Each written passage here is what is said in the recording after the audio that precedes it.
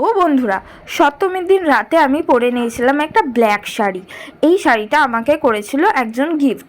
তো গিফটের শাড়ি 2 টাকা মূল্যের হলেও সেটা আমার কাছে অনেক গুরুত্বপূর্ণ।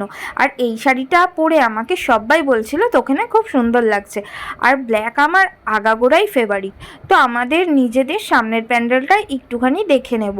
চলো আমাদের মা দুর্গাকে একটু দেখে নিলাম। দেখো সপ্তমীর দিন কি প্রচণ্ড পরিমাণে ভিড় হয়েছিল। এটা হলো দিল্লি বাগান যাত্রীকে প্যান্ডেল। চলো ভেতরে যাওয়া যাক। দেখো ভেতরটাও কত সুন্দর আর ঠাকুরের থিমটা অসাধারণ।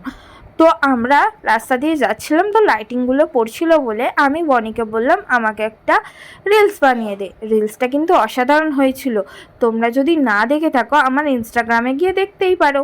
তো বোনের পায়ে ব্যথা করছিল, তাই আমাদের প্যান্ডেলে চলে এসে আমি আর বনি খাচ্ছিলাম ফুচকা। তো আমাদের সপ্তমীটা এমনভাবেই কেটে গেল। ওয়েট করো নেক্সট পার্টের জন্য।